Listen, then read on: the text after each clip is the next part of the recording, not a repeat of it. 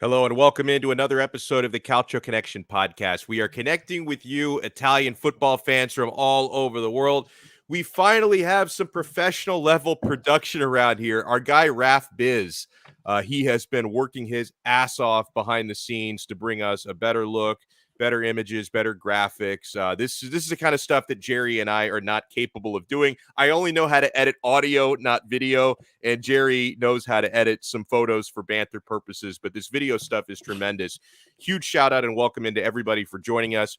We are hopefully soon coming out of an international break. International breaks are always terminable, especially when you've got South American players you're hoping do not get injured during these international breaks. We're going to be coming out of it soon with a Milan Derby della Madonnina. I'm very excited for that. But the focus of this episode, guys, as it's the 1st of February, January Mercato is closed. We're going to be going over that. Before we do, let me introduce everybody here on the panel.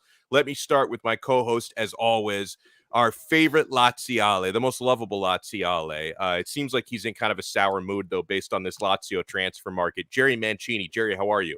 I give a shit. I don't give a shit, man. It's like Lazio fans thought we were Juventus and we were gonna go buy 5 players tomorrow morning. Like, I don't understand this. Like, we know what our team is. It hasn't changed for 10 years, 20. Like, I've accepted it. It's like, oh, this team sucks. Oh, it's meltdown. It's like, whatever, man. Like, I'm more focused on my Islanders versus Ottawa here because I'm in a pool. I'm in the final 16 of my suicide pool. Wow. And if the Islanders win, I still survive. And it's a really good pool. I actually next year I'm going to introduce you guys all to it, and I hope you guys all join because I think it would get the Calcio community more involved into a different sport and kind of get us all like bantering. But for those who do like NHL and hockey, which is slowly growing in the States, but that's where my focus on. But yeah, we made a signing at least. It's more than some clubs. So what did Manchester United do? I saw my poor buddy Hater just saying that he was really bitter. I felt bad for him because like rich team Man United couldn't get anything done. So yeah, did more than a rich team. I'll give him that. By the way, I love how I see our guy, Brooklyn Rob, who's in the chat, who's a Juventino, and he's on top of the world. I mean, the Juventini are rightfully so. I thought it was a great move and a big move. I don't know if everybody on the panel agrees with that, though, but we'll talk about the blockbuster signing that Juventus made. Let me introduce our panel here. We have our favorite Roma Poli fan, Gianni Delicoli from the Calcio guys. I mean, this is truly one of the best all-around dudes in the Calcio space. Like I see people on social media talking about, oh, Calcio Twitter is so toxic. They obviously don't know Johnny. Like one of the, and I think everybody in here, so although Jerry's banter gets a little out of control, but I think everybody in here are some of the nicest people in the Calcio space. But Johnny, it's been a minute, my friend. How are you? Thank you. First of all, thank you for those very kind words. I really appreciate that. It warms up my heart during this cold weather, so I appreciate that. But yeah, no, it has been a while. I'm happy to be back on. I was actually wondering. Actually, yesterday night I was playing ice hockey with Mass Riccio, and I'm like, you know what? I haven't been on the Calcio Connection in a while. I wonder what's going on. Then today I got the message. I'm like, oh, okay. I guess somebody up there is listening. So, but yeah, I'm happy to be back on. Thank you. That is funny, man. There are no coincidences. That was some higher power made that happen. We're also very happy to welcome in a great friend of this podcast, Dan Pezzotta, Atalanta Vegas. And I got to send a double thank you to Dan because he did a Patreon episode with me over the past few days, breaking down Robin Gosens to Inter. And God, that was the best breakdown I've gotten, Dan. I've been reading breakdowns on the internet. I've been watching the Gosens sizzle reel. I thought the way that you broke it down, especially the potential for the link up wing back to wing back, from Dumfries to Gosens, is something I'm really looking forward to. How are you, sir? Well, let me tell you, after I broke it down for you, I also broke down myself thinking about Robin Gosens leaving. So there was 2 breakdowns, but I'm super stoked to be on the show.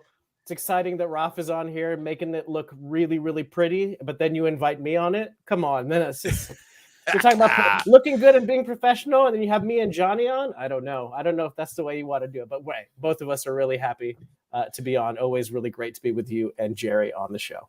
Well, and you've got some of the best hair on Calcio Twitter. It's like compared to what me and Johnny are rocking, and Raf Biz, who's a baldy like myself, and Jerry's holding on to some scraps up there. But I mean, Dan puts us all to shame. Listen, if I'd have gotten my Bergamasco father's hair, I'd be looking like you guys. Thankfully, I've got my Filipina mother's hair, so I got this. It's graying. Awesome. It's graying though, but we do what we can. I love it. Well, guys, let's dive headfirst into breaking down and grading some of the biggest transfers in Serie A in the month of January. And I got to tell you, like early on in the Winter Mercato, I thought this was going to be a really slow, uneventful transfer market. And it was that for some teams. But then as soon as, late in the Mercato, when you start to get it, it materialized very quickly. The intensification of what Juventus was doing, business really picked up. But there were other moves. We're going to break down what Juve did, what Inter did. We're actually going to start with something that Dan Pezzotta's Atalanta did, and that is bringing in Jeremy Boga from Sassuolo.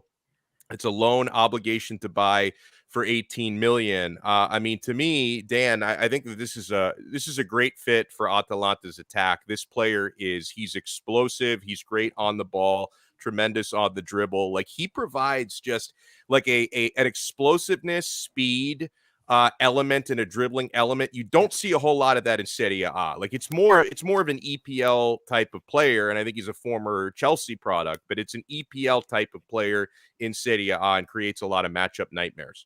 Absolutely. And I mean, look, after 5 years, Gasperini was watching teams just torch us with speed with our high defensive line, and he was looking at those players and he's like, look, I need one of those.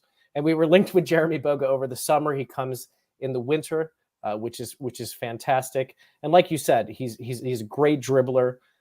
He makes things happen. One of the things with Atalanta since Papu Gomez has left is that we lack a little bit of that, unexpectedness and that little spark. Sometimes Malinovsky provides that. Ilicic can provide that if he's feeling good.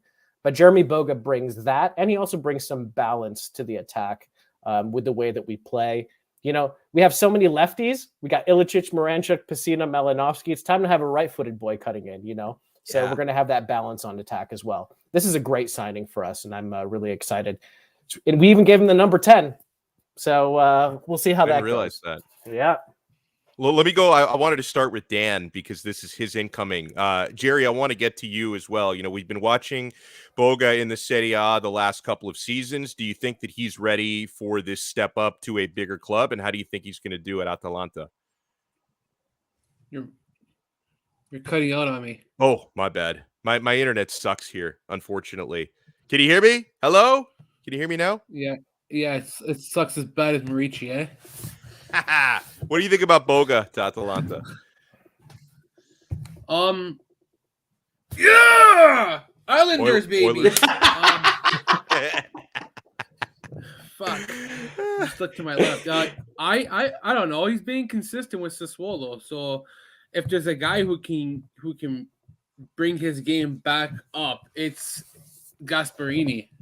Like, look what he's done with that whole team. He's changed so many players. Like, I think the reason why I could see Gosens doing well with Inter is because Inzaghi is kind of similar in some ways to Gasperini, where he gets his players to play at a high level, and that has been the case with Atalanta. With Boga, he has to change his attitude and his work ethic. That's the biggest thing around his game. I think he has the talent. The raw talent's there, but and I think it's gonna be interesting to see that how he responds under a very demanding Gasperini, who expects a lot from his team and wants a high tempo kind of game. And I think Boga is the guy who can offer that, but it all depends if he's willing to commit to that kind of game and in its consistency as well. Boga has never been a consistent player where he's shown flashes of brilliance, but then he'll turn off. And I think if there's a guy who can really help put his game all together and put a full package on it, it has to be Gasperini. What do you think, Johnny, about Jeremy Boga going to Atalanta? Fantastic deal, honestly speaking. During the summer, I remember I think it was on Napoli Twitter. There was rumors of like Napoli being interested in Jeremy Boga, and he was a player that was always attracting attention because he can be lethal if you don't consider him as a serious option, because he's got this speed that's just sometimes it's really hard to match. And especially if you don't have good wing backs, he's probably going to be great on the counterattack. So and especially for the 18 million, it's a fantastic deal. I actually I think it's high value. It's high value, high reward. It's well done, honestly, by Atalanta. Like just by getting him for that amount. I think that's probably the best thing about this. So let's move on to the next one, which is low risk, maybe low to moderate reward, and that is Felipe Caicedo to Inter.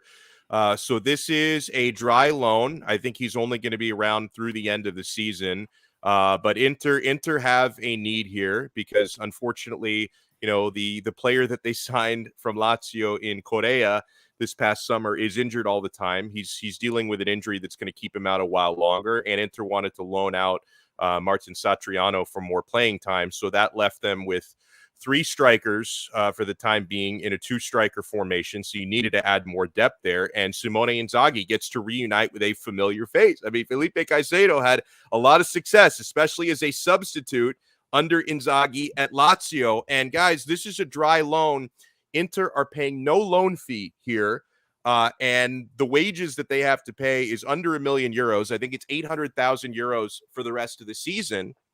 And, he's not going to be one of Inter's top 2, even top 3 strikers. But I think that Caicedo could do some damage off the bench for Inter. So this is very low risk and potentially high reward. And Jerry, I want your take first on this because, Caicedo, who's been with Genoa, but obviously we know him primarily as a Lazio player that he was until this past summer transfer window. You can tell us better than most. And I also did a Patreon episode with Jerry about Caicedo to Inter. You think that this is an excellent signing, and I think you're higher on this than a lot of Interisti are. Why?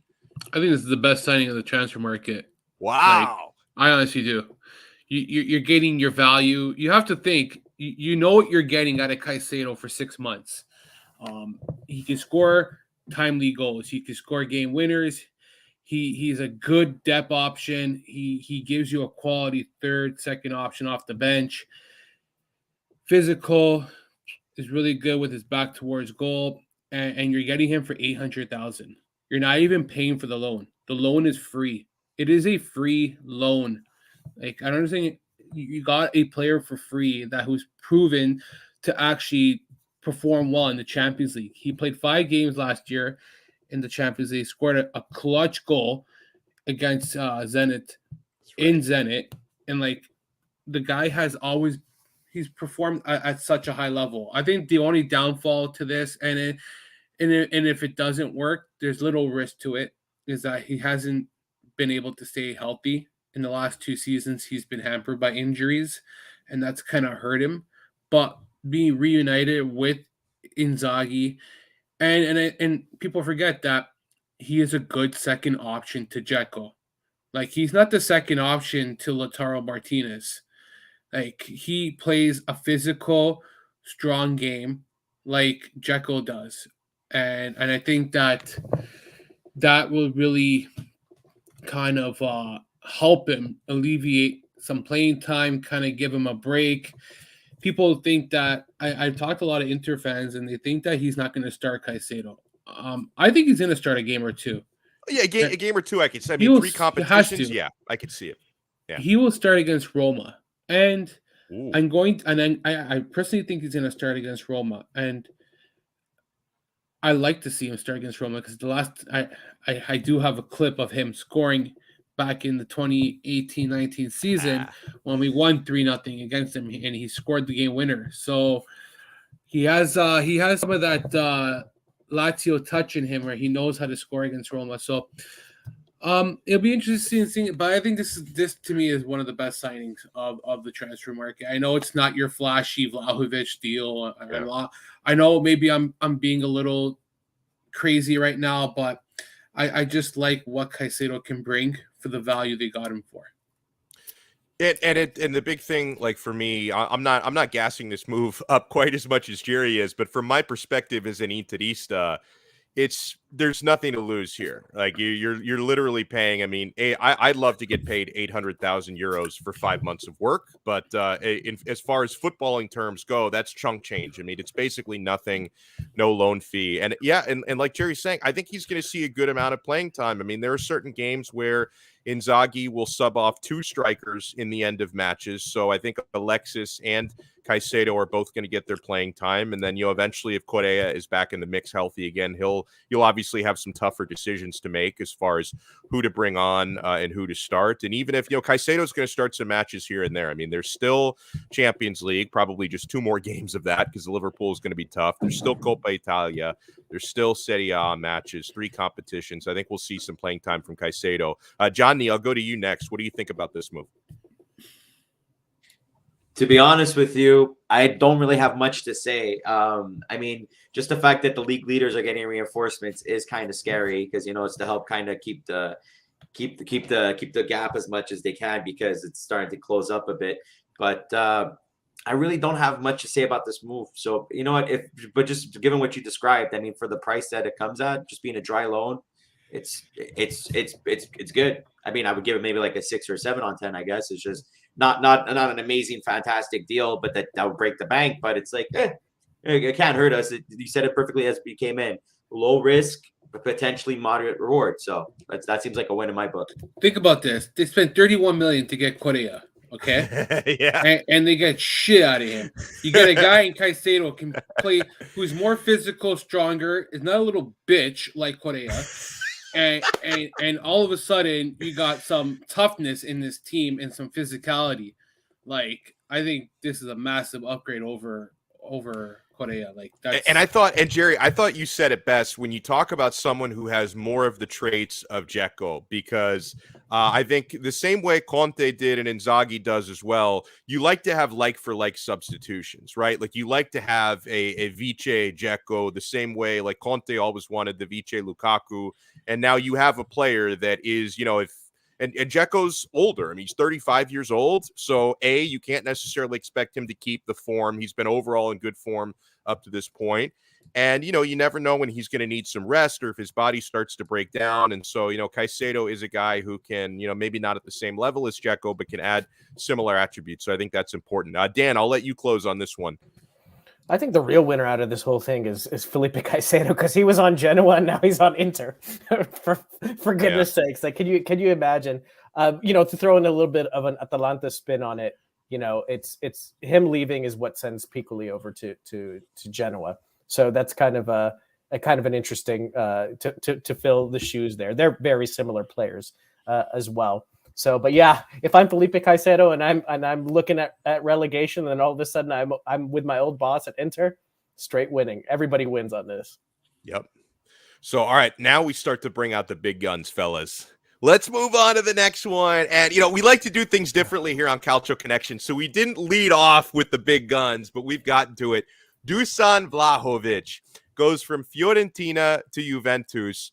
really a blockbuster move. 75 million euros. And listen, Juventus, let's not forget, a company of Exor who have a ton of money they can inject, and they've done so to get this transfer done. I think this is where on the panel we might have some argument, because I know Jerry is not as bullish on this move as I am, and I'm not quite sure how Dan and Johnny feel about it. Yes, it's a very expensive signing, and this is a step up in clubs for Vlahovic. Is it possible that he is not as good as he's being billed at? It's possible. Personally, I rate Dusan Vlahovic. This guy is a finisher. This guy is a sniper. Juventus's attack has been overall a little bit toothless this year. I mean, they certainly lost something when Ronaldo went back to the Premier League. And they are getting a thoroughbred goal scorer here in Dusan Vlahovic. And listen, I know that in Fiorentina everything was running through him, which is not necessarily going to be the case at Juventus. But he can also theoretically get better service at Juve than he got at Fiorentina. He's at this moment co-capocannoniere in Serie A. He's got 17 goals, tied with Ciro Immobile, 2 assists on the season. Is this an expensive move? Yes. And if he doesn't live up to the expectations, it would be a very expensive flop. I don't think it's going to be a flop, though. I rate Vlahovic, and I'm saying this as an Interista. I wish he hadn't gone to Juventus. But, Jerry, we've had a couple of conversations about Vlahovic in the past. You don't fully agree with me on this one. No, I don't, because he had an attacking-minded manager this season where it kind of got the best out of him. Who did he play under last season? If you recall, yes, 3-1. Yeah, Beppe Iachini, and I don't know. His previous managers were not dinosaur football. Let's just say even Beppe Iachini even allowed his players to play with a little bit of freedom and a little attack-minded. You know what I mean? With Allegri, he still thinks he's managing Juventus from 2013, 14, 15. I don't know, man. Like, it all depends what he does. Does he go with the 4-4-2, play 1-0 football and sit back all game and take Vlahovic out of the game and become a different type of player where he has to drop back and be more defensive?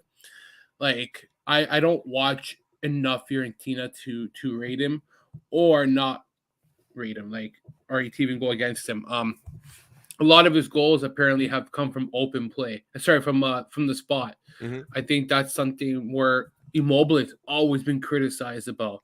So what makes it different that Vlahovic does it? You know what I mean? Let's take the Boo Birds here and say, hey, Vlahovic scores X amount of goals from the spot. He's overrated. Blah blah blah. Like you kind of trying to say, guys. Like it's like that stupid argument where it doesn't really describe a player. And I think scoring goals from the spot takes a skill because it's not easy. Yeah. No disrespect to Jorginho, but he's shown what it can happen, what could happen, what could happen if you miss. But it all depends on Allegri. He has Zakaria. He has a number 9 who can probably elevate Morata's game, if anything, can probably give him that space to score goals if they play with 2 strikers up front. Or if he plays with Dybala, that could help too. But it all depends on Allegri. I do rate Vlahovic's work ethic. I think it's bar none one of the best in the league. Does the pressure get on him playing for a bigger club, having to meet expectations now? When you play for Fiorentina, what's the expectations? There's nothing. There's no Champions League. There's no Europa League. It's trying to get into Europa League. Trying to get in. Yeah. There hasn't been that sustainability, that identity from Fiorentina. With Juventus, all of a sudden it's you screw up for 2-3 games and it's pressure time. Yeah. And that's where I like this, and I'm going to compare him to Immobile because I think that's the fair comparison. Is can he do what Immobile has done for Lazio and consistently score for 6 seasons, consistently deliver in big games? I think I have a stat that I haven't tweeted out yet where he's like 6 goals against Milan, 6 against Juventus, and those are impressive stats for a guy like Immobile who has played with Lazio and doesn't have the kind of team that Juventus has had in Right. past seasons. So I think if he can equate to what Immobile does, I think Dusan will be a very good player. And I think he might have to play like he does right now, where he tracks back to help the defense. A lot of the time I find Vlahovic doesn't really run back to be that 10th guy to help him down low. He plays kind of high up. So I'm curious if he'll have to alter his game maybe a little bit with Juventus. I don't know. Like I said, I could be wrong, but that's kind of what I kind of take from Vlahovic. 75 million is a great deal for Fiorentina. Oh yeah, for sure. It's great for a player who still hasn't proven much either. He's still young. And for a player who was going to leave anyway. I mean, they could have held on to him for up to another year and a half. But then if they did that, then it's like everyone would criticize them for losing him for free. Right. And that's, and I know a lot of people, myself included, had, bantered Rocco Commisso, who owns Fiorentina, because he said when he took over the club, and he is a Juventino, by the way, he was a Juventus supporter before he bought Fiorentina, but he always said it when he bought Fiorentina, he's not just going to be selling players to Juve, and then he's already sold Chiesa and Vlahovic. But at the same time, it's like you can banter him just for talking out of both sides of his mouth, but I don't criticize Fiorentina for making this deal, because he and his agent, Vlahovic, they were rejecting moves to Premier League clubs. I mean, they wanted to sell him abroad. It was not their first choice or their second choice or their third choice to sell him to Juventus. They were trying to get him out of Serie A. But if the player blocks those moves, and eventually you have to say to yourselves, you know what, we can either get 75 million from a team we hate, or we can see him go to that same team in 18 months for nothing. So they did what they had to do. And I see a lot of people saying this on Twitter, and a couple people in the chat, that, signing Dusan Vlahovic to be their number 9, it doesn't fix their midfield.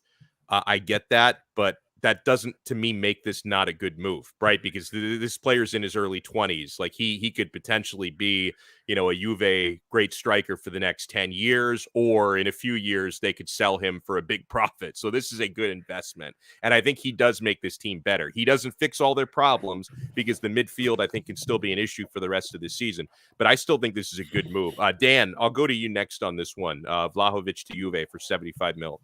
Well, I think either way, like Juve had to cough up the money, and Fiorentina had to sell. It was the right time, and Dusan Vlahovic is, he talks a lot. He personally talks a lot about comparing himself to Erling Haaland, right? And we all know Erling Haaland is a freak of nature, and he plays for Dortmund, who's the second best team in the Bundesliga.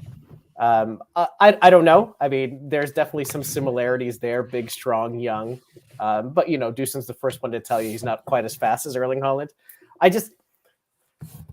feel like if there's one place that can ruin him, it might be Juve. Maybe, especially with the expectations that are going to be mounted on him, like Jerry talked about with the pressure. And I think that it's these first 6 months that are going to be a real telling story for Dusan Vlahovic, because just because you're a great goal scorer and just because you're scoring goals does not mean Juventus is going to get better. Right. I mean, we saw that with Cristiano Ronaldo. He was putting up 30, and they weren't a better team with Cristiano Ronaldo. I actually don't know if he's going to get better service at Juve. This side of Quadrado, I don't know where he's going to get the service from. The midfield is the problem. Yeah. At Fiorentina, the offense went through him. So it'll be really interesting to see. I mean, I'm pulling for the guy. Half of me is happy he stayed in Serie A because we want to keep the talent. The other half of me just wants to barf that he's at Juve. So what are you going to do? It's a lot of money, but I think it had to happen, and I think 75 makes a whole lot of sense. I hate that argument. He had to stay in Serie A because Serie A needs him, because we need the talent. No. Fuck that, man. Fuck that. No, I agree with Jerry on that one, by the way. I would have preferred if he went to Arsenal. Get the fuck out, man. Juventus. Yeah. So here's the argument to that. Okay, I'll counter argument that. So we want the best talent to stay in Serie A. So let's all have that best talent go to Juventus. And once again, we'll have Juventus win 9 Scudettos straight. Right. And all of a sudden, let's squash that. Oh, yeah, Serie A is the most elite league in the world, and it's great because we got the best player, Dusan. But all of a sudden, you got the best player on the best team, and it's taking the competition away from Serie A. So Serie A no longer, the value is going to drop even further for me because all of a sudden I'm like, oh, that's cool. Dusan plays for the best team. They keep on winning. I don't give a shit what he does. Yeah. I'll go watch something else. Like Yeah, you know, I'm with you, Jerry, man. because that argument reminds me of like Bayern fans always being like, "Oh no, it's great that every German club sells us their best players because we're keeping the best talent in Germany." No, you motherfuckers, you're hoarding the best talent on your team. Is what that is. Fucking hate it, man.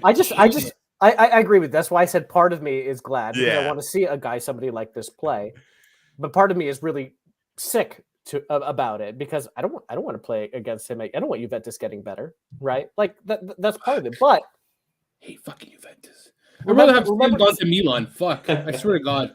no, Serie Even A, I would. 80s and 90s Seriously. Serie A, right? 80s and 90s Serie A, best players, right? I granted we could only have 3 foreigners. You could right? even argue early 2000s Yeah. as well. Early Yeah. 2000s, I right? agree. So there is a point where you can only have so much on one team, and then the talent attracts other talent, right? That's the other thing. And I get where you guys are coming from. I mean, I hate Juve just as much as anybody else who doesn't support them.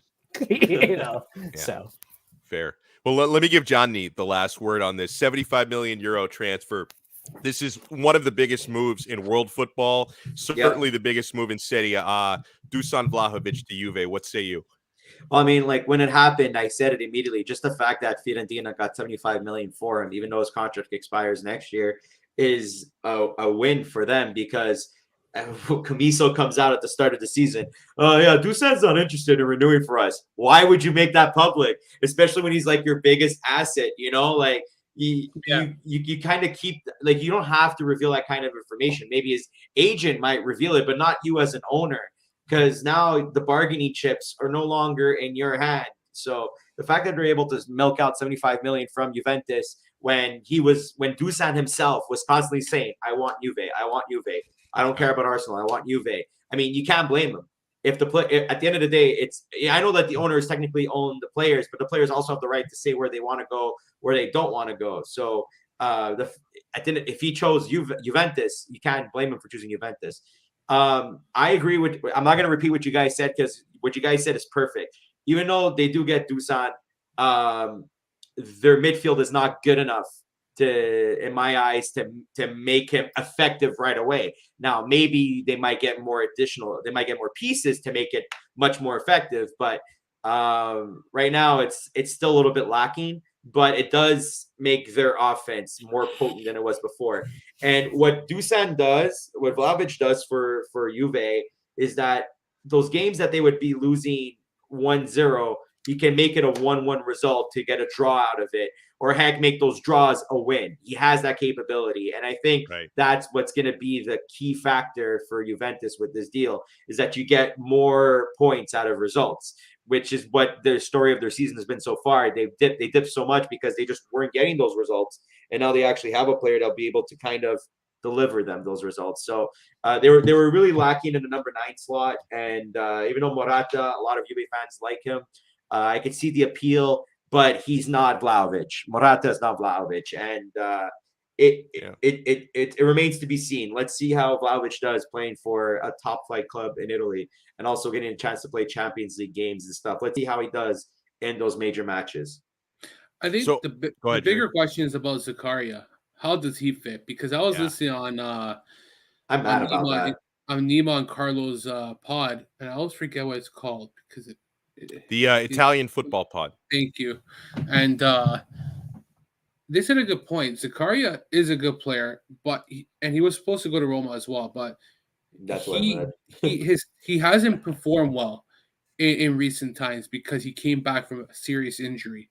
And since his injury, he hasn't been the same player. So it's still to get a midfielder who should help the mid. But I think the concern is, does he regain that form, or has his injury really hurt the way he performs? And I'm curious to see how that one plays out for Juve, right? So it's I don't know, how much did they pay him for? Do you guys know by any chance? Was it? It was like 20. So no, it was low. It wasn't crazy. Okay. Hold on. I'm gonna pull it up in 5 seconds. It all depends how the midfield plays now. Like that's always been the area. Like I said this on a tweet. I think I'm not sure if I said this last week. Yeah, on the 4.5 million euros, really small. Yeah, very small. Nothing. Wow, that's nothing. There must be is there an obligation on top of that though? No, it was a 4.5-year contract. No, it's just a straight up purchase. Okay, so like I guess it's not that bad of a deal then. Yeah, That's but it's the midfield, man. I don't know. Like it's the mid that here. I'd like to ask you guys for 75 million. Now counter this, and I asked this last week, and I'll ask you guys now. Do you consider signing Sergei Milinkovic-Savic for 75 million? Oh yeah. I would think that's a bargain. I think 75 million for SMS is a bargain. That's the asking price apparently for Savic. Okay. I was about to say that seems very, very, in my personal opinion, a bit steep. But I'm not saying SMS is not worth it. But 70, that's his current price right now. 26 years old. He's 26 years old, and they want to leave 75 million for him. He's got the most assists in the league. The guy continues. He's performed and excelled under Savic. He hasn't taken a step back. Like he's the guy, box-to-box midfielder who can perform in the back, can perform in offensively, and moves that ball to the tee. He's the guy who can kind of get that midfield going for Juve. I can't see them paying 75 million for Savic now, since blowing their whole load on Vlahovic. So unless they sell more players, then it's possible. They do have the loan deal, but still, or they get more of these cash infusions, because it doesn't seem like anybody's so afraid of financial fair play right now. And so if they keep getting these cash infusions from Exor, who knows? Yeah, it's what to hear what you guys thought. Like, just a quick thought, because I think that was the guy who they should have signed first before they got the striker. But I'm not saying this is a bad signing. It's a great signing by Juve, but I just think that Savic would have solved more problems and could have really helped in so many ways. There's variables though. I mean, does he really want to go to Juve? Like, I think his time. That's a good question too. His time to leave Lazio, I think, is probably going to be coming up in this coming transfer window. But it seems to me like he has always coveted a move to Real Madrid, and I know they've got a very good midfield, but an older midfield. So I think that could be a good investment for them. And so just maybe Juventus might have realized, like, we don't know if we can get Savic, but we know we can get Vlahovic. Yeah, that's a good point too. I don't know. He's got 2 years left on his contract, and it's tough situation. I think it all depends on what Lazio does in the transfer market come summer. We'll talk about that after. But we'll get to that. Well, I want to move on to the next one, because we get into my wheelhouse now. I mean, I would consider this to be the second biggest move in Italy for the Winter Mercato, and that was Robin Gosens coming over from Atalanta. Now, it's technically an option, but it's really an obligation, because the conditions that make it an obligation are like very, very, very fundamental things. It's like, scores a goal, gets into top four, something. So it's going to be an obligation, but it's a loan with what's probably going to be a forced option for 25 million euros, which I think is a great price for Robin Gosens. And I know that a lot of people have been kind of puzzled by the deal, like thinking, why couldn't Atalanta get even more for him than they did? I mean, from an Inter perspective,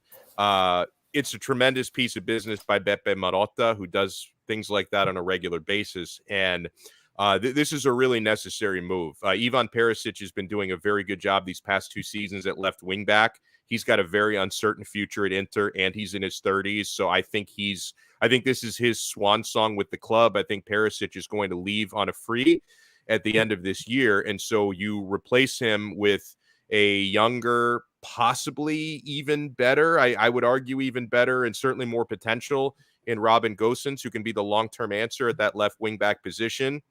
I love the fact that he scores a lot of goals that position. I think that's something Inzaghi is really looking for. And, he is a natural left wing back, so he comes over to play that role in Inzaghi's 3-5-2.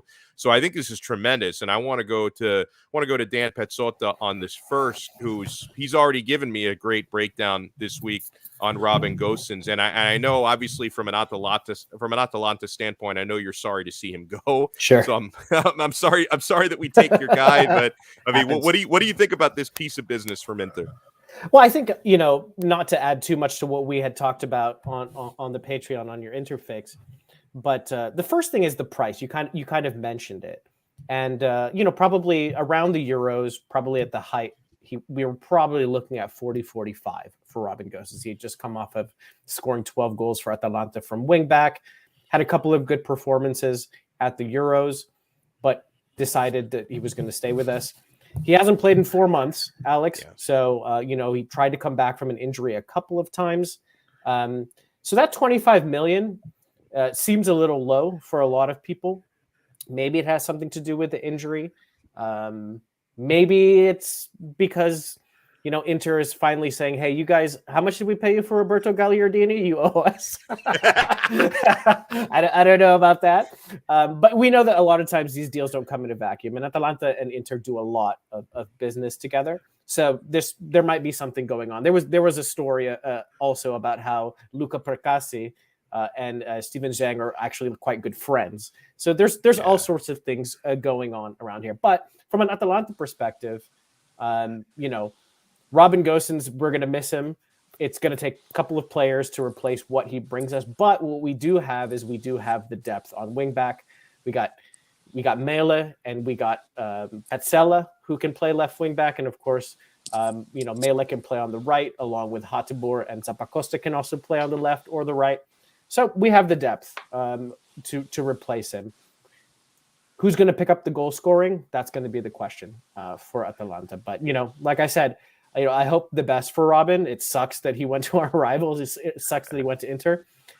As soon as Schalke gets back into the Bundesliga, he's going to drop you guys like it's hot. Anyway, he wants to go back. He wants to go to Schalke. So that's all I'm saying. Maybe he'll get a Scudetto out of it, and then boom, back to Schalke.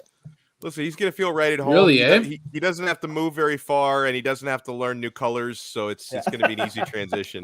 He really wants to go back to that team. Aren't they in the second division now? Yeah, well, that's what he's saying. If they get back into Bundesliga, but even if they go back up, they'll go right back down.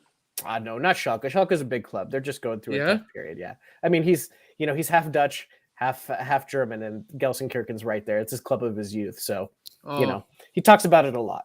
In his autobiography, if you haven't you should pick that one up, Alex. No, I haven't read. I fully admit I have not read Robin Gosens' autobiography. I fully admit I have not either, because the guy is like 25 and he's writing his autobiography. Give me a break. I can't be bothered, Jerry, do you remember the time, like over a year ago, maybe 2 years ago, you and I spent half of an episode making fun of Icardi because he wrote an autobiography when he was like 23.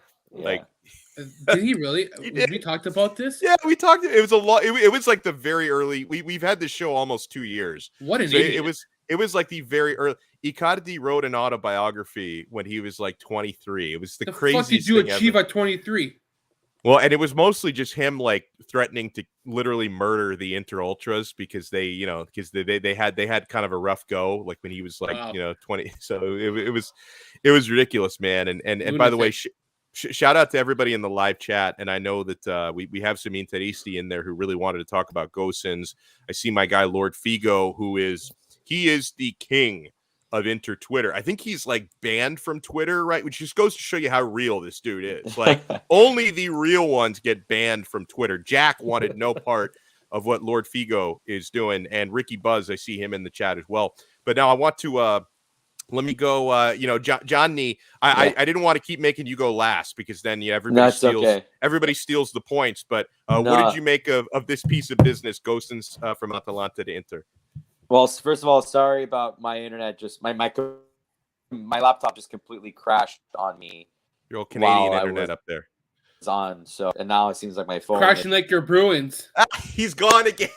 All right, well, Jerry, let me get you in because he's him and his Bruins have something in common. They're both crashing. Oh my God.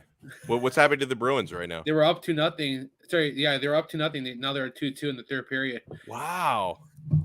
I need them to lose, fuckers. Oh wait. I don't know. Gosen. Oh, there he is. Oh, you're falling apart like your Bruins, bro. It's annoying because like my laptop crashes now. My phone just doesn't want to work. Jerry, you go ahead. We'll let Johnny get situated. Forget if he's able to get back in. Your take on Gosens to Inter. I like it. It all depends how Dan knows better than me. I don't follow. Here's the thing. I watch a lot of games every weekend, but I never pay attention to like player detail, like every player on the pitch. And with Gosens, I didn't know he was even hurt for half the year or for most of the season. So and then apparently it's the same injury on the same knee. Is that right, Dan? It's a thigh. It's a thigh injury. The thigh? Yeah. Okay. You probably didn't notice he was injured because we weren't dropping points. That's another thing. Yeah. No, seriously, Right? like I didn't know that anybody was hurt on freaking Atalanta. Like, except for forget about the Champions League. Let's not talk about the Champions League. who cares, man? There's no shame in losing in Champions League because you're playing with the best team. That's why it's called Champions League. Like the best of the best, you have to go through. It doesn't matter if there's a mediocre team in Champions League. They're all equal advantage. You know what I mean? Like, Gosens is a good deal. They needed a wing back. They got it on the left side. I'm just skeptical to see how does he return? How does he perform with Inter? Does he take a step back? Like, I don't even think he's gonna be. It's gonna take a while before he gets to game level. Like, when does he return from injury? A few weeks, I think. A few weeks. Yeah. By the time end of February is the latest. Okay, so end of February. Then he has to go train. Then he gets to get back to game shape. And then when he's actually inserted into the lineup, he'll be starting on the bench for a couple of games. So you're not going to start seeing him start a game till late March, maybe April. So you're really getting Gosens for 2 months at best for this season. So I think it's more for the future. He's more for next season because Perisic is leaving now. Well, not guaranteed, but if he leaves, they have a replacement. So that and it's a natural wing back too that they haven't had for a while, who has been able to kind of perform at a high level at that position. So, and left wing backs, guys, has always been an issue for teams. Okay, That's a great point. I wrote an article actually yesterday about Adam Radicic and Lazio playing under the 3-5-2 under Simone Inzaghi had relied on Sena Lulic. The best, I'm sorry, I'm not being biased, I'm just being honest. The best left wing back in the last decade was Sena Lulic. Mm-hmm. And I've had a lot of people who kind of agreed with me. And for what he was able to do at such a consistent and high level, very few have been able to replicate. With Lazio, we've signed Johnny, who wasn't a wing back, didn't work. We signed Jordan Lukaku, was too busy eating McDonald's. That didn't work. You want to go? We've tried all experiments at left wing back. Mohamed Fares, I don't want to disrespect him because it's that guy can't stay healthy, so it's not. I don't like to make fun of people who have blown knees and bad thighs and all that. That's you have no problem making fun of Caicedo all the time, or no, not Caicedo, Correa. Yeah, because he's actually made of glass. Okay, like with Mohamed Fares, those are serious injuries he's had. Like with Correa, it's different. Yeah, he just true. gets a little Muscular nick stuff. Yeah, like Sensi. But then they put Perisic at left wing back, and he flourished. And we were fortunate that it worked out. But again, he's not a natural left wing back. He's a right wing back. So he had to become an inverted wing back. So it's hard to find a good left wing back is my point. And Gosens is probably one of the very few that is available for a system that I don't know if many even kind of like deploy the 3-5-2. I think the 3-5-2 is very rare.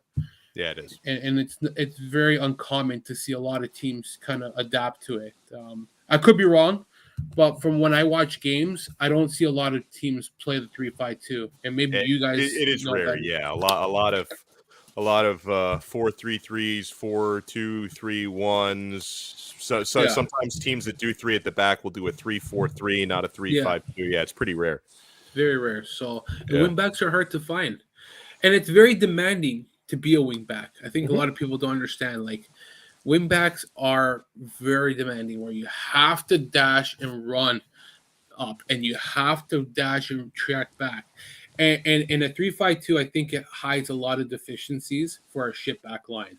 And people always criticize Atalanta's back line, okay? And it's never been the strongest. We all know that, Dan. But no, seriously, it's never been their strongest strength. But I think what has kind of offset that, and it's the same like Lazio, having good wingbacks has allowed to kind of give them some stability in that back end. And that's kind of what has complemented for them. Like, they have phenomenal 2 of the best like wingbacks last season, and it really helped them throughout the year. And that's kind of what I see with Lazio as well. Good wingbacks, and having Gosens now can really help Inter as well. I'm gonna sorry, real quick. I'm gonna say that you guys are probably, amongst other things, you're gonna see Atalanta play 4 at the back now a little bit more often without Gosens. That's one of the things. So he's not a good fullback. He's not that flexible. He's a left wing back. That's it. That's what he does. So I think guys might see the famous Gasperini 3 at the back go to 4 at the back a little bit more often. Smart manager, though. He's not stupid. Yeah, really smart. That's why I like him, because he's not stubborn. If he sees a flaw, I think he'll adapt. You know what I mean? Like, did you just say you like Gasperini? Tactically? Okay, tactically. We got to cut this and mark the tape, because I never thought I would do that. Hold on. There's one thing to hate a guy for his personality and being a dickhead, but to not like him as a manager and what he's able to do is that's just what's the perfect word? That's just like being biased. Like, I think he's top 3 manager, I would say, in Serie A. I rate Inzaghi more than Gasperini, and I'll be honest, I'm biased on that. I will always rate I will always rate Simone Inzaghi as the best manager of now. Now, I say, not of all time. Now, if I had to choose the best manager right now in Serie A, I go with Inzaghi. But I would rank Gasperini top 2 probably with Inzaghi, because well, look what they were able to do with such minimal resources, little money budgets in the last 5 years. I hear you. They made miracles happen, man. Like, so one manager figured out how to get the Champions League on a consistent basis. The other one figured out how to win 3 trophies with a fucking budget of what, 10 million? Atalanta could play a back 6, and they're still bummed. Figo be trolling me. I love Figo. Heavy. Figo is the man. Oh, and I was about to go to Johnny, and this guy. You know what? You know who Johnny is for sure. He is definitely like stealing Wi-Fi from his upstairs neighbors, like for sure. Like he lives in an apartment building. He's got some dumb neighbor who doesn't have a Wi-Fi password. Johnny. No, Johnny, hurry up. Hey, no, I'm waiting for my turn to talk, and it's just literally the moment my phone just has a pop-up notification for chat, it turns off. My laptop blue screens before. It's been like hell right now, and I'm like, out of all nights, pay your Wi-Fi bill.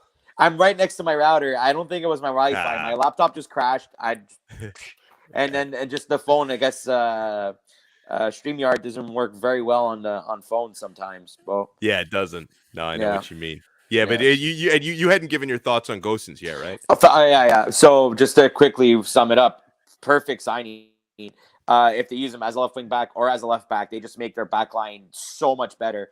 And by the way, I just wanted to ask, did the Bremer deal go through? No, it did not go through. Because if that would have actually went through, I would have said like Inter's probably got the best back line in Serie A for the next 5 years or so. Like, no, maybe for this. I think that's a target for this summer. It wasn't a target for January. If they get him for the summer, that would still be great, because then afterwards, if you can, because then like if you do end up playing Gosens as the left back role, and you have Dumfries on the right back, who's shown that, you know what, even with Hakimi being gone, Dumfries is still a decent replacement. It's as if Inter hasn't lost any stride at all.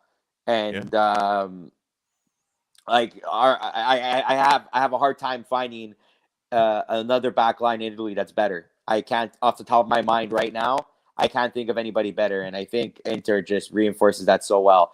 And you know what? With Onana coming in, hopefully, well, I'm not saying hope. I mean, for Interisti, they're hoping.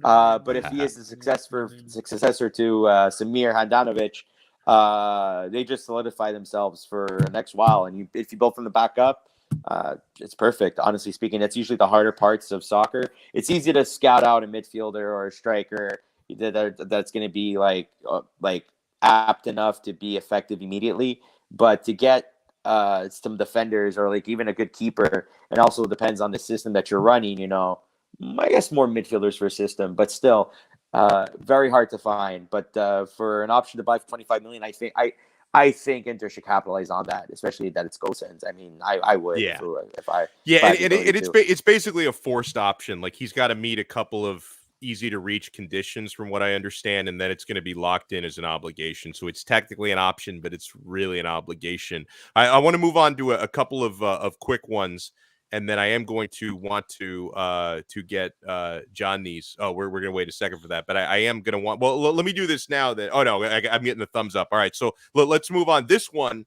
is really more for Jerry to either vent or take a victory lap. Vedat Murici is on his. Now, this is an outgoing, not an incoming.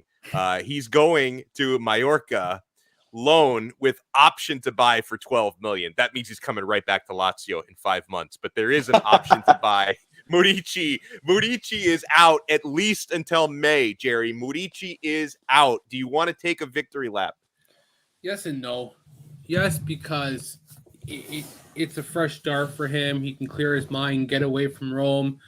It's like a brand new team for him, and maybe this is what he needed, just to reset and kind of get his flow back. I'm hoping that he plays consistently with Mallorca, because if he doesn't, he's definitely coming back to Lazio. And to get his confidence back up, he has to be playing regularly with Mallorca, and they're in a battle for against relegation.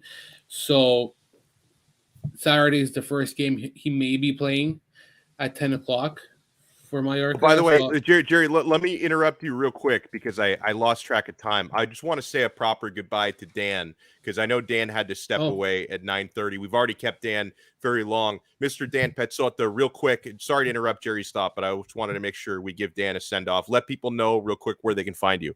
Oh, absolutely. Thank you. You can follow me on Twitter at Atalanta_Vegas. And you can listen if you guys are interested into the Atalanta pod that me and my buddy Nick do. And you can follow him at Atalanta Passion, and you can follow the pod at Atalanta Pod. Any words you want to say about Murici before you go? I am so glad. Normally I love to see all the talent stay in the Serie A, but I am so happy that this one is leaving, because this talent, or lack thereof, only scores against Atalanta. So see ya, Vedat. I'll leave on those words. Thanks, guys. Good to see you. See ya. Appreciate it. Bye, Dan. Thank you so much. Jerry, sorry about that. Yeah, go ahead and finish your thought. Here's where I counter this. If you're going to loan him out, have a backup for him, though. Like, that's where I'm kind of upset about. Like, we all complain that Murici, let's get rid of him. He's done nothing for Lazio. Why do we want him? That's right. Fine. But then you got to also think about, if you get rid of him, he's still a body. He played the Coppa Italia for half a game, which he played well. Yeah. And if he didn't play that, we would have to use Immobile for 120 minutes. And then you would have to play him the weekend against Atalanta for 90 minutes. Like, we have 7 games in 3 weeks, and we don't have a backup striker. Like, where's the thought process here? As much as you want to get rid of Murici, you also have to think about what the consequence is when he's out. So I guess you can't have all your eggs in one basket. And now Murici, sorry, it really has to be inventive here, because he probably didn't think that Murici was going to go out without without a backup option, right? So it's I guess the end game here is that you're hoping that Murici kind of gets that form back. He regains that identity that he showed with Fenerbahce, And if Lazio make 20, if he performs well and they pick up the option for 12 million, I think they don't really lose anything on this deal. They kind of make a little bit and are past the break-even point. So, and on top of that, if they were to pick up the option, it would be the biggest transfer deal in Mallorca's history. Which means there's no way they're picking it up, because honestly, you got to think of if you're Mallorca sporting director, how can you sell it to whoever owns that club? How can you tell them, hey, we're about to break our club transfer record on who? On Vedat Murici. No fucking way. They're breaking their record for this guy. If he does it, I'm just hoping he just performs well, man. I don't care. I just want this guy to get his confidence back up, because he's got a weak mentality. Like, the guy gives up too easily. He makes 2.1 million per year. Bro, go play, man. Yeah. Like, I know they're human and they're not, like, it's easy to get down, but you gotta, like, you're a professional player. You have to know that it's you have to take the good and bad and become a strong mental player. And that's where I kind of appreciate Cheeto all the time, where it was bad at one period for him, but he figured out how to turn it around for himself after Sevilla and Borussia Dortmund. So that's something that Vedat Murici's got to kind of take into grasp and figure it out. But yeah, I agree with Ivano. Iparita will come right back. He probably will come back, but hey, there's certain guys that take a long time to sell. Like Inter have had dead weight like this. Like Joao Mario was a guy, like they finally got rid of him, but it took years to get rid of. And what do you think, Johnny? Johnny, what do you think about quick thought on? And as you know, as a Roma supporter, you probably would have preferred Murici stayed at Lazio. Yeah, of course. Just like sandbag the team as much as he can, but. But no, the deadweight thing, especially when Roma was going through for Nzonzi for the longest time, it's always if you're a team owner, it's always good to get rid of them whenever you can, especially if you're paying a hefty salary. I mean, I didn't know they was getting paid 2.1 million a year. That's a significant amount for. And there he goes, Jerry. So you talked about this a little bit. About Sarri not being happy with the transfer mercato. Was it Alfredo Pedula who even reported that it was so bad that Sarri might not be back next season? Do you think it's that bad? Like, is he so frustrated with Lazio that he may have met his wit's end with the club? Well, apparently he was promised. He wanted a center back, and I think he wanted another midfielder like a Lucas Leiva. And the fact that he doesn't have a backup striker. I know that Lazio fans are very frustrated with how the transfer market went, but I saw a thread on Twitter, and it was a really good one, actually, and it showed the history that of their transfer market deals in the winter. And they've never been a team to, spend a lot of money in this market. So if that's the case, right, you have to consider the fact that it was never going to happen in the first place. One signing is always what Lazio does in the Winter Mercato. And apparently they got a guy who low risk. There's not much tied to it. And he's a winger. And what that's going to do is that it probably will shift Felipe Anderson as a false nine. And I'm not ready to panic about Maurizio Sarri leaving. We really have to take grasp and see what they do now until the summer transfer market and what they do in the summer. That will give you a better idea if the club is going to back Maurizio Sarri. Because, okay, so you got the guy from Atalanta who they were rumored for, Moranchik. Okay, obligation to buy. But you're going to buy a guy who really, to me, hasn't proven much. And let's just say the obligation was 20 million. Are you willing to spend 20 million on a Moranchik where he looks decent, but you don't know what the upside is? And then there's the guy, Casale, they wanted from Verona, who's only had a good half a season.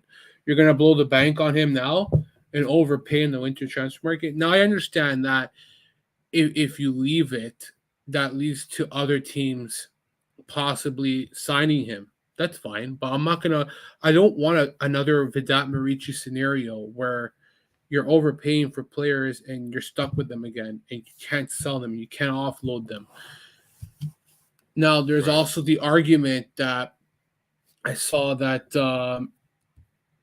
Maurizio Sarri kind of wants some leeway, some power into like the buying and having say into the kind of players. And I agree with him. He should have some sort of say, some leverage into kind of developing the team that he needs to kind of like get going. I want to give a shout to Joe, and he said a good tweet here. I think summer will be better. Players are always more expensive in January. In the current economic environment, buyers want loans with options, especially Lazio, given the liquidity index issue. And sellers want cash. Otherwise, they'd rather keep their talent. So it's a very valid comment that Joseph made in regards to the Lazio fans kind of frustrated and disappointed with the transfer market that Lazio had. You have to look that Roma got 2 players which didn't cost him much. They were very low but high risk rewards that can pan out for them. And by the way, and what can you tell us about those moves? Because I know our guy Ivano was wanting us to talk about Roma's Mercato. I was hoping Johnny wasn't going to fall off a cliff because I wanted his take on it. He messaged me, actually. He said, hey, Jerry, forget about me tonight. These technical difficulties are starting to bug me. So he is gone for the night. Thank you for coming on tonight, Johnny. Oh, yeah. I see the message, Sean. Yeah, I'm going to respond as well. Johnny is the fucking man. He's great. But I think it's good business by Roma because there's no obligation for either player. It doesn't work out. It doesn't work out. Both on loan, very minimal.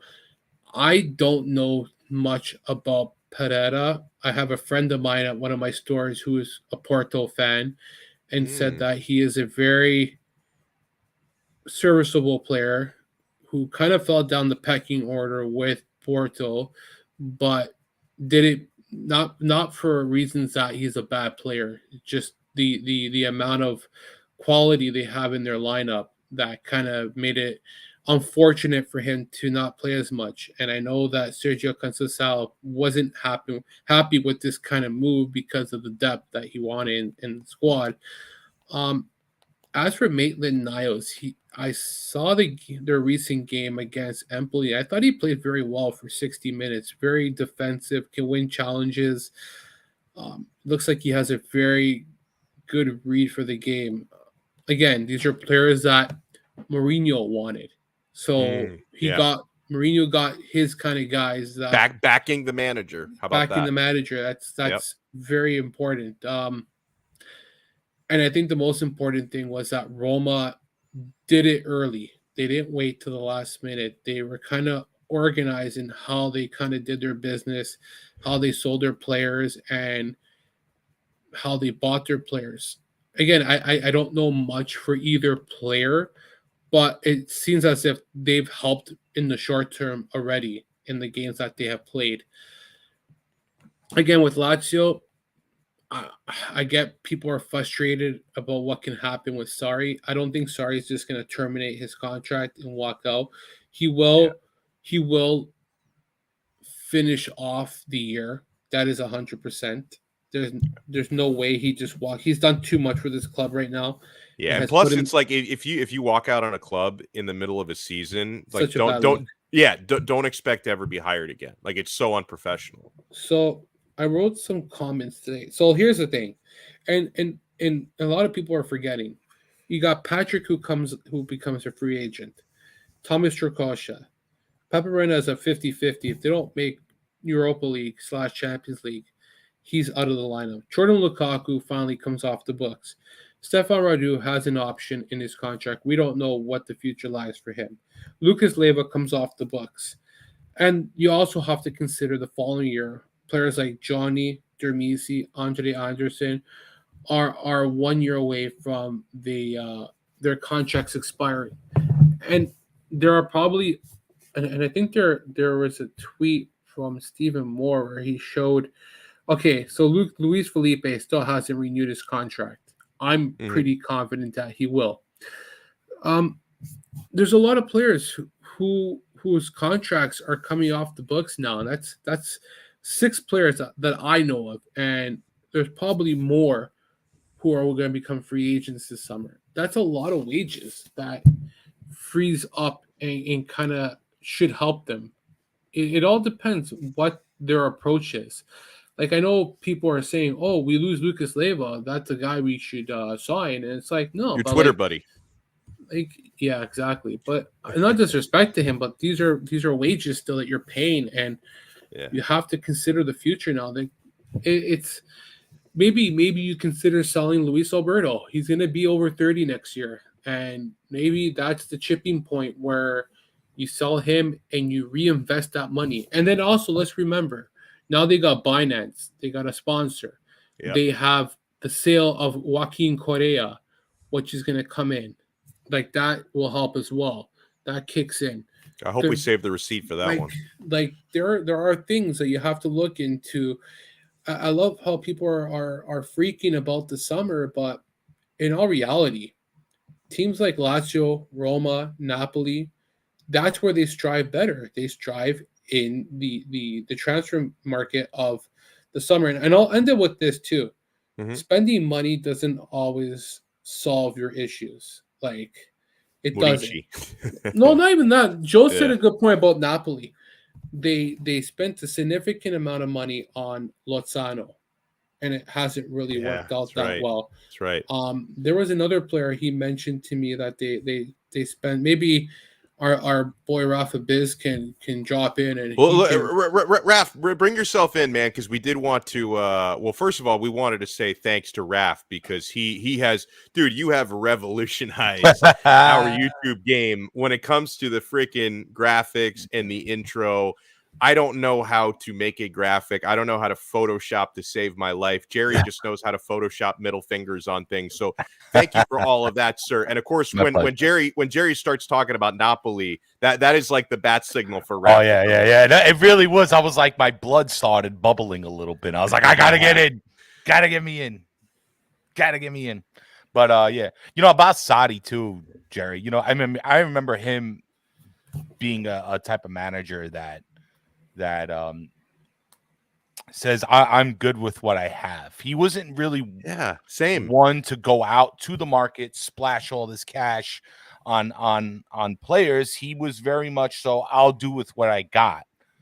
So, I don't know if it was because a few of the players making exits. I'm not sure what triggered him, but very unlike Sadi. So I'm not sure what's going on there. Well, and let's go on. Let's go on to the final transfer we wanted to talk a little bit about, and this is one I'm going to need Raf's help on this because I don't know a whole lot about this player, but this is an incoming on loan for Napoli, Axel Tuanzebe. Is this just a depth signing, Raf? What do you look at this as?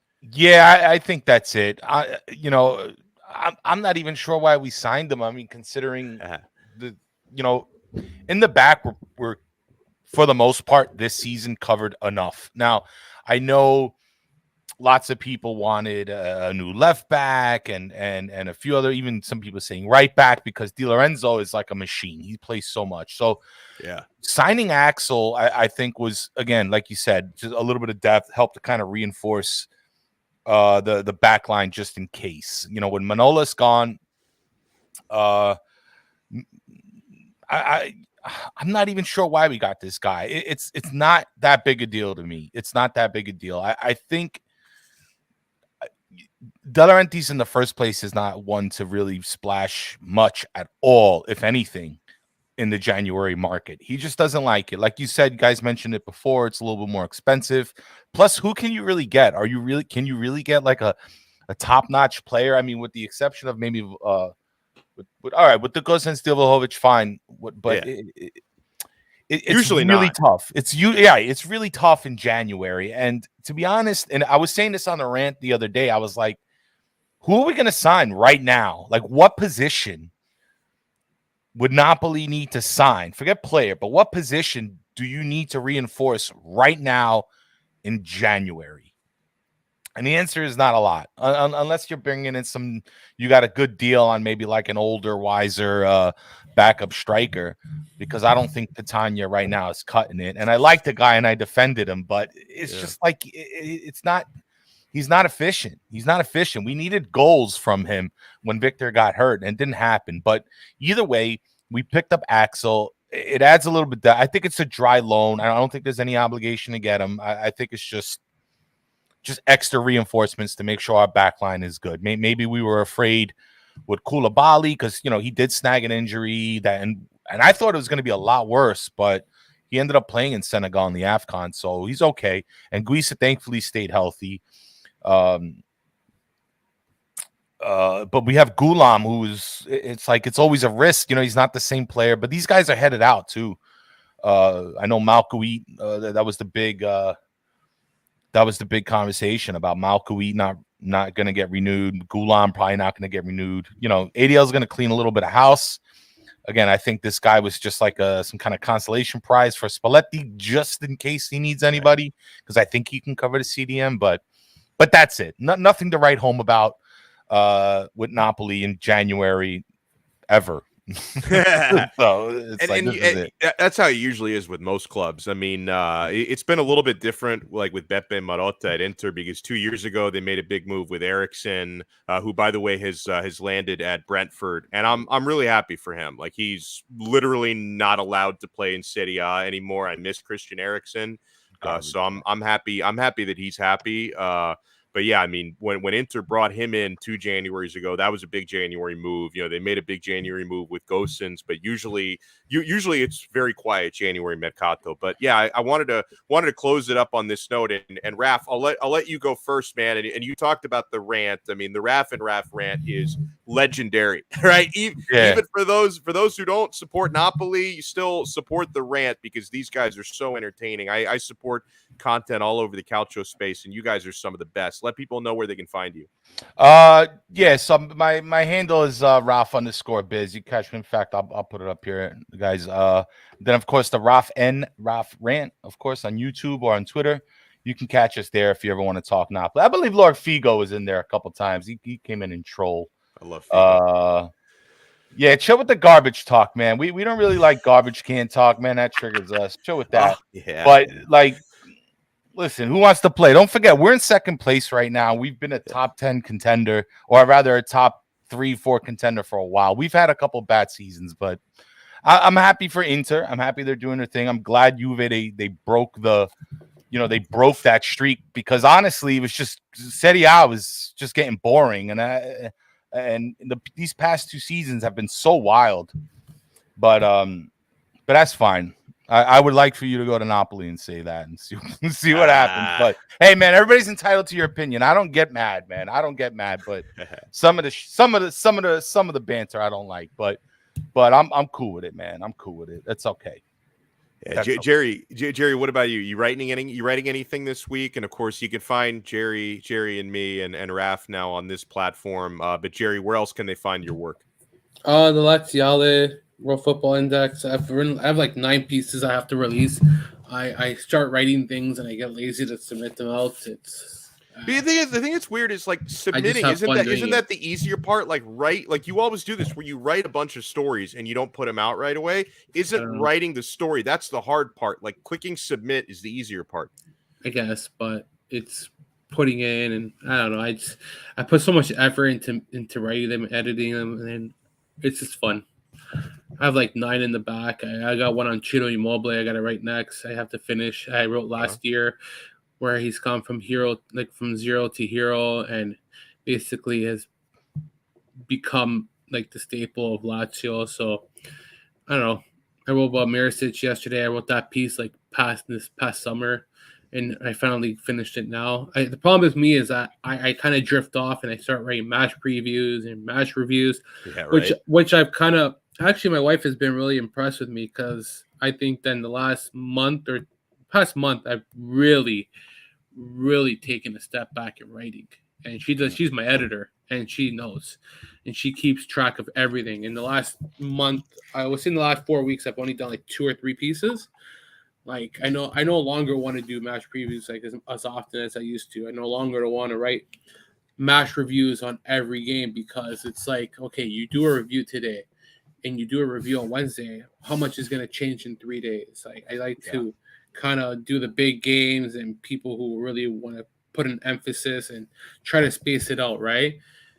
You run out of things to say after each game. Like, yeah, okay, you talk about Latsity on Saturday. It's the same story on Wednesday. It's like, okay, people already know what you just said. So, and just from my mindset too, I noticed that I've done a lot in the last couple of years, and I've kind of lost a lot of interest in football. And I think that's a lot of me just overdoing it and not giving myself a break. It starts to feel like work, man. I've been there. Like I cover the frustrating as hell Miami Dolphins every day in the NFL. I've covered the team for years, and dude, I grew up with a Dan Marino poster above my bed. But once you start to see how the sausage is made and you cover dysfunction, like it makes you enjoy the game less. So I know what you mean. Critty Smith actually gave me the whole pep talk 2 years ago. I still remember. He told me. Oh, really? Yep. Still remember when Critty Smith told me he used to do it as a job, and then he just focused on Interlegends with Nima, and which he's very passionate about and does a good job with. And he told me that was like his bread and butter that he enjoyed, and that was it. He didn't go any further with it because he kind of started losing interest towards football. Right about Lord Figo. So yeah, huge. Make sure you make. Yeah, I got some right some Figo. I actually, dude, Lord Figo is such an interesting, mysterious individual. Yeah. If you could get this guy to do like a 2-hour long like sit down interview with you, like, over Zoom or whatever, because you're in nobody wants to go to Canada. You're up in Canada, and I don't even know if they let you guys travel outside their country these days with that socialism you have up there in Canada. Damn you! But no, you you and Figo, I want you guys to do like a 2-hour Zoom where you get his full life story, because I would love to know more about that dude. I want to troll Roma before we sign off. Juan Jesus has made more appearances, 19, and played more minutes, 1,223 this season, than he did in his last 2 seasons at Roma. He's doing combined. good too. Yeah. 16 for 900. Yeah, he's doing good. 16 for 797 minutes. Our credit to Joe Fischetti from Forza Napoli podcast. And I think that's some good trolling towards Roma, because Juan Jesus has played phenomenal for Napoli and shit the bed with Roma because Roma shit. And that's all. Bad at Inter too. I'll plug it. I was on his podcast, his last podcast rather. He invited me on. We did a nice piece on ADL, Amazon, Jeff Bezos, the market, bunch of little information. So check it out, the Forza Napoli podcast. So Joe Fischetti is a brilliant man. When he called me, I was like so happy about it. We did a good episode, tons of information. So because there's a lot of speculation out there. So catch that episode. You too, Jerry. Yeah, that's a good call. I already watched it. It was good, right? I heard your Juventus baby bibs. That's what I caught.